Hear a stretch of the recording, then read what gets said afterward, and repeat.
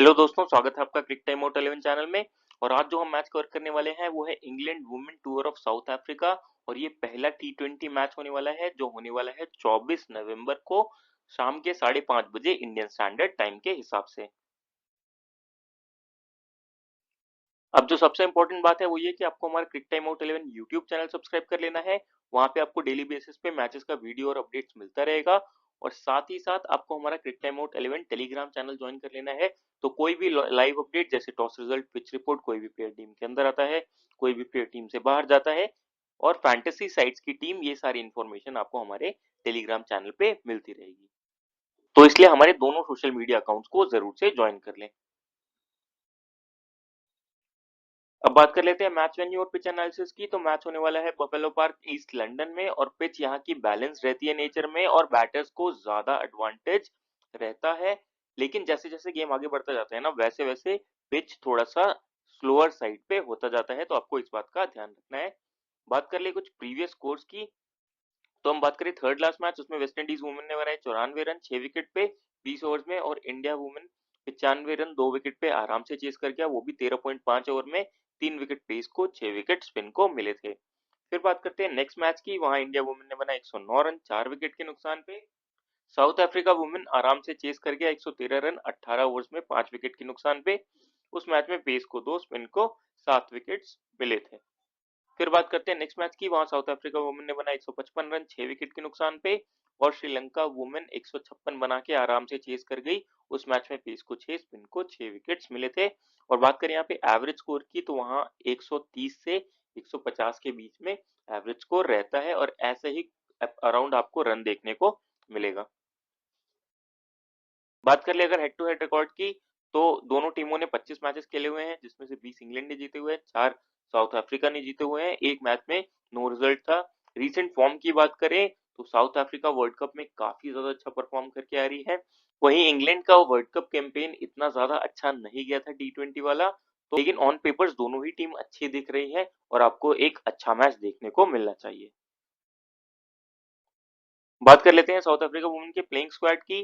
तो देखिए, Laura वोरफोर्ड open करेंगी तास्मिन ब्रिट्स के साथ, फिर आएंगे Anneke Bosch, Sune Luus, Chloe Tryon, Nadine de Klerk, Annerie Dercksen, Sinalo Jafta, N मबाला, टूमी सेकुकुने, आया बोंगा खाका। बात करें यहाँ पे ओवर डिवीजन की, तो देखिए आया बोंगा खाका, एन मबाला अपने पूरे पूरे ओवर्स करने चाहिए। अब जो बचे हुए 8 ओवर्स है वो टूमी सुकुकुने, एनरे डेरिक्सन, नडीने दे क्लर्क और क्लोई ट्रेवन मिलके करनी चाहिए। सुने लुइस भी 1-2 ओवर्स डाल सकती हैं। अब बात कर लेते हैं साउथ अफ्रीका टीम के प्लेयर स्टैट्स की। तो लॉरा वोल्फोर्ड 78 मैचेस की 72 इनिंग्स में 1988 रन है, 36 का एवरेज, 115 का strike rate. Recent form BBL में उतना ज्यादा अच्छा नहीं चल रहा था, लेकिन लास्ट में अब थोड़ा सा फॉर्म में आई है और कंट्री के लिए ना ये ज्यादातर अच्छा ही खेलेंगी, तो इनको जरूर बैक करके चलिए। बहुत ही टैलेंटेड प्लेयर है, टेक्निक वाइज बहुत ही स्ट्रांग है, तो मैंडेटरी पिक रहेंगी, जरूर कवर करके चलिए। फिर आती है तास्मैन ब्रिड्स। तो 63 मैचेस की 60 इनिंग्स में 1572 रन है, 32 का एवरेज, 105 का strike rate. World cup campaign इनका ठीक ठाक गया था। बस दिक्कत ये है कि अगर पिच थोड़ा सा भी स्लोअर साइड पे होता है ना, तो ये वहां की पिचेस पे उतना ज्यादा अच्छा नहीं चलती है। और बैटिंग पिच होगा तो ये चल जाएंगी। तो पिच का नेचर देख लीजिएगा, अगर आता है कि बैटिंग फ्रेंडली है, फ्लैट हार्ड सरफेस है, उस केस में इनको कवर करके चल सकते हैं। फिर आती है एनके बॉश। तो वर्ल्ड कप में सिर्फ एक ही मैच इन्होंने अच्छा खेला था, बाकी टोटली आउट ऑफ फॉर्म थी और उतना ज्यादा अच्छा फॉर्म चल नहीं रहा है, इस वजह से इतनी अच्छी पिक नहीं रहती है। आराम से आप इनको छोड़ के चल सकते हैं। फिर आती है सोने लुइस। तो रिसेंटली अब ये ज्यादा बॉलिंग करने लग गई हैं, हर मैच में आप देखेंगे 1-2 ओवर जरूर डाल रही हैं ये। और अगर पिच स्लोअर साइड पे हुआ तो हो सकता है ये ज्यादा ओवर्स भी कर जाए, तो डुअल रोल रहेगा, बैटिंग बॉलिंग दोनों का बैकअप रहेगा, इसलिए ये एक अच्छी ऑप्शन हो जाती है स्मॉल लीग के हिसाब से, आप इनको कवर करके चल सकते हैं। फिर आते हैं क्लोई ट्रॉन। तो इनके साथ भी डुअल रोल रहेगा, बैटिंग बॉलिंग दोनों का बैकअप रहेगा। रीसेंट फॉर्म बैटिंग से उतना अच्छा नहीं चल रहा है, लेकिन क्योंकि ऐसे प्लेयर फैंटेसी वाइज काफी ज्यादा अच्छे पिक होते हैं डुअल रोल की वजह से, तो आप आराम से इनको टीम में रख के चल सकते हैं।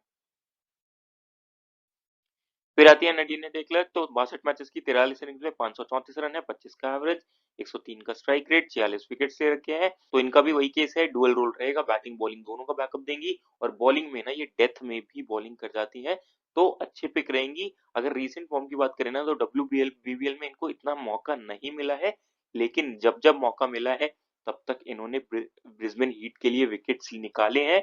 तो अच्छी फॉर्म में भी है इस समय, मैंडेटरी पिक रहेंगी, आराम से कवर करके चलिए। फिर आती है एनरे डायरेक्शन, तो ओवर्स पे क्लैरिटी रहेगा नहीं, बैटिंग काफी नीचे आएगा, आराम से छोड़ दीजिएगा। सिनालो जाप्ता तो ये भी काफी ज्यादा नीचे आएंगी बैटिंग ऑर्डर में और ज्यादातर मैचेस में इनकी बैटिंग नहीं आती, तो आराम से छोड़ दीजिएगा, हमारे पास इनसे बेस्ट कीपिंग सेक्शन में ऑप्शन है।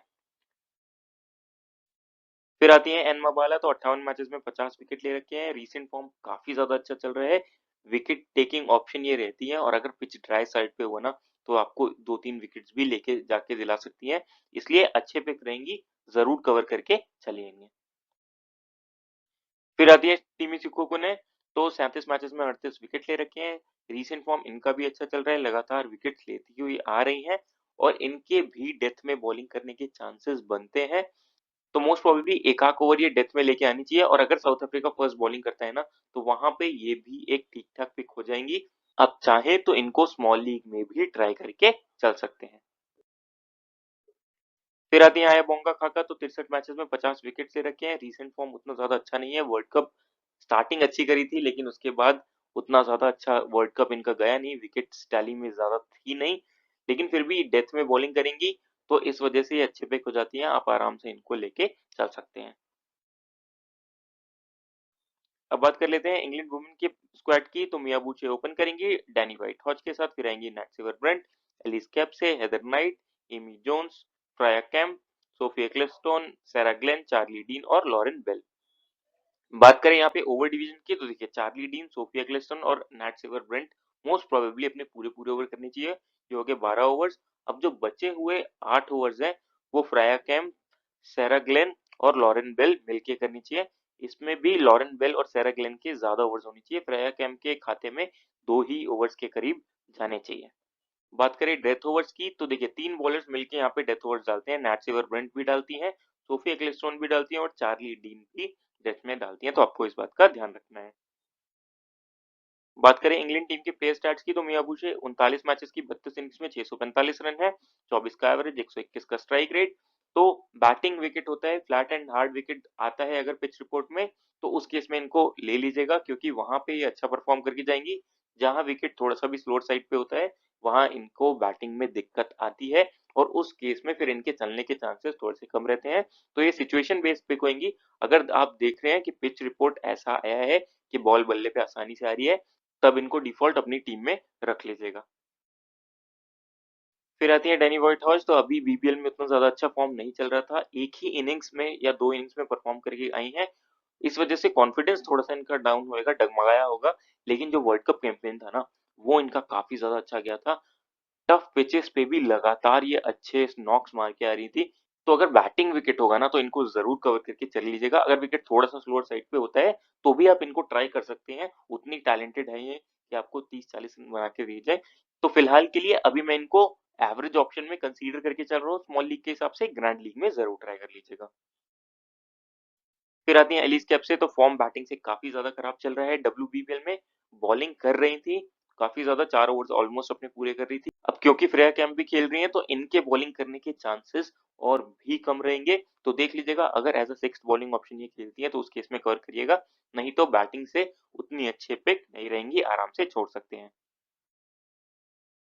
फिर आती है नैट सिवरमैन, तो बहुत ही टैलेंटेड ऑलराउंडर है, बैटिंग बॉलिंग दोनों का बैकअप देंगी और टफ पिचेस पे बैटिंग कर लेती हैं तो वहां से पॉइंट लेके जाएंगी, साथ ही साथ डेथ में बॉलिंग करेंगी, तो अच्छी पिक रहेंगी, कैप्टनसी की भी एक अच्छी चॉइस रहेंगी आपके लिए, आराम से कवर करके चल सकते हैं।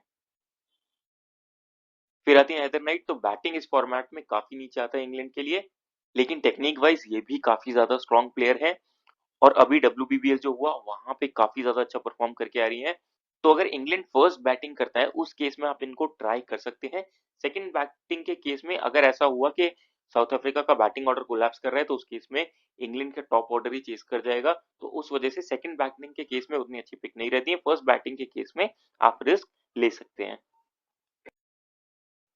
फिर आती है एमी जोन्स, तो 111 मैचेस की 90 इनिंग्स में 1534 रन है, 21 का एवरेज, 121 का स्ट्राइक रेट, फॉर्म काफी ज्यादा खराब चल रहा है, पूरे वर्ल्ड कप स्ट्रगल करी है, और अब WBBL में भी पूरा स्ट्रगल इनका कंटिन्यूड था वही, तो इस वजह से अच्छे पिक तो नहीं होती हैं, लेकिन कीपिंग सेक्शन में हमारे पास इनसे अच्छा और कोई ऑप्शन नहीं है। इस वजह से इनको लेके चलना है क्योंकि स्ट्रॉन्ग टीम की ये कीपर है, वहाँ पे कैचिंग, स्टंपिंग के पॉइंट दिलाएंगी, तो एक डिफॉल्ट पिक रहेंगी विकेट कीपिंग सेक्शन से आपके लिए, आराम से कवर करके चल सकते हैं। फिर आती है फ्राया काम, तो 19 मैचेस की 12 इनिंग्स में 124 रन है, 17 का एवरेज, 130 का स्ट्राइक रेट, 16 विकेट्स ले रखी हैं। आने वाली टाइम में इंग्लैंड क्रिकेट के लिए ये एक बहुत ही अच्छी प्रोस्पेक्ट है। तो फिलहाल के लिए बैटिंग एक तो नीचे आएगा और 4 ओवर्स मिलने की पॉसिबिलिटी भी कम है, अप्रोक्सीमेट 2 ओवर्स के करीब करनी चाहिए। तो फैंटेसी वाइज उतनी अच्छी पिक नहीं दिख रही है, लेकिन as a trump card pick आप इनको स्मॉल लीग में भी ट्राई करके चल सकते हैं और ग्रैंड लीग में भी as a trump card pick जरूर इनको ट्राई कर लीजिएगा। फिर आती हैं चार्ली डीन, तो मैंडेटरी पिक रहेंगी, डेथ में बॉलिंग डालती हैं, 4 ओवर्स पूरे करती हैं, विकेट टेकिंग ऑप्शन हमेशा रहती हैं और बैटिंग से भी कुछ बैकअप देके जाती हैं, तो आप मैंडेटरी पिक रहेंगी, जरूर कवर करके चलिए। फिर आती है सोफिया क्लिस्टन, तो 90 मैचेस में 131 विकेट ले रखे हैं। रीसेंट फॉर्म अगर WBBL की बात करें तो ठीक ही ठाक था, एवरेज फॉर्म चल रहा था, लेकिन जो वर्ल्ड कप में था उसमें लगातार विकेट्स लिए थे इन्होंने। अब क्योंकि ये डेथ में बॉलिंग डालेंगी, इस वजह से इनको कवर करना जरूरी हो जाता है और ये विकेट टेकिंग ऑप्शन ना हमेशा रहती हैं, 1-2 विकेट्स दिला के जाएंगी और अगर पिच स्लोअर साइड पे होता है तो उस केस में आप इनको कैप्टेंसी वाइस कैप्टेंसी ऑप्शन में भी लेके चल सकते हैं। तो small league wise mandatory pick रहेंगे, ग्रैंड लीग में एक डिफरेंशियल कैप्टेंसी ऑप्शन भी कर लीजिएगा। फिर आती हैं सेरा ग्लेन, तो 68 मैचेस में 84 विकेट से रखे हैं। रीसेंट फॉर्म इनका ठीक ठाक चल रहा है, ज्यादातर मैचेस में आपको 1-2 विकेट दिला के जाएंगी ये, तो इनको भी आप टीम में आराम से कवर करके चल सकते हैं और आप इनको ग्रैंड लीग में जरूर से कैप्टन वाइस कैप्टन भी लेके चल सकते हैं। फिर आती है लॉरेन बेल, तो 25 मैचेस में 33 विकेट से रखे हैं। रीसेंट फॉर्म उतना ज्यादा अच्छा नहीं चल रहा है, वैसे विकेट टेकिंग ऑप्शन होती है लेकिन रिसेंट में उतना विकेट नहीं लिया है और अगर पिच से मूवमेंट नहीं मिलता है तो वहां पे ये फिर उतनी अच्छी पिक नहीं रहेंगी। तो फिलहाल के लिए एवरेज पिक है, लेकिन अगर इंग्लैंड फर्स्ट बॉलिंग करता है तो आप इन पे भी रिस्क लेके चल सकते हैं, स्मॉल लीग्स में भी। तो अब बात कर लेते हैं ड्रीम 11 टीम की, तो विकेट कीपिंग सेक्शन से एमी जोन्स आपके लिए मैंडेटरी पिक रहेंगी। फिर आते हैं बैटिंग सेक्शन में, तो यहाँ से डैनी वाइट हॉच को आप कवर कर सकते हैं, लॉरा वॉलफॉर्ट आपके लिए अच्छे पिक रहेंगी। हेदर नाइट आप फर्स्ट इनिंग्स में इनके ऊपर रिस्क ले सकते हैं, सेकंड इनिंग्स में आराम से इनको छोड़ दीजिएगा। टास्मिन ब्रिट्स और मियाबूची आप देख लीजिएगा, अगर बैटिंग फ्रेंडली विकेट होता है तो आप इन दोनों को ही लेके चल सकते हैं। फिर आते हैं ऑलराउंडर सेक्शन में, तो यहाँ से नैट सिवरमैन मैंडेटरी पिक रहेंगी, क्लोई ट्रेयन मैंडेटरी पिक रहेंगी, सुनील लुइस अच्छे पिक रहेंगी, नडीने डे क्लर्क अच्छे पिक रहेंगे आपके लिए।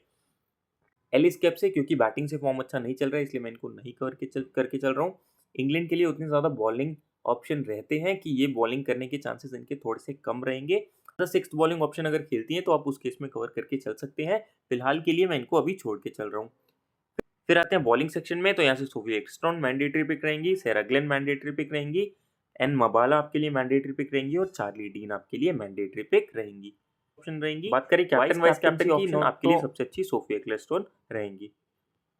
तो कुछ इस प्रकार की रहेगी हमारी टीम और अगर इसमें कोई भी चेंजेस होते हैं तो आपको टेलीग्राम चैनल पे मिल जाएंगे, उसके लिए टेलीग्राम चैनल को ज्वाइन कर लीजिएगा और जो सबसे इंपॉर्टेंट बात है कि हमारे यूट्यूब चैनल क्रिक टाइम आउट 11 को जरूर से सब्सक्राइब कर ले, वहाँ पे आपको डेली बेसिस में मैच का वीडियो अपडेट, वीडियो एनालिसिस मिलता रहेगा और जब आप वीडियोस देखते हैं ना तो आपका मैच सेंस बढ़ता है, गेम का अंडरस्टैंडिंग बढ़ता है, प्लेयर्स का नॉलेज बढ़ता है और फिर जब आप टीम बनाएंगे तो आप ज़्यादा इफेक्टिव, ज़्यादा इम्पैक्ट वाली टीम बनाएंगे और मोस्ट ऑफ द केसेस में आप विनिंग जोन में रहेंगे। तो इसलिए वीडियोस को ज़रूर देखें, लाइक करें, शेयर करें, चैनल को सब्सक्राइब करें। मिलते हैं अगली वीडियो के साथ। Thank you.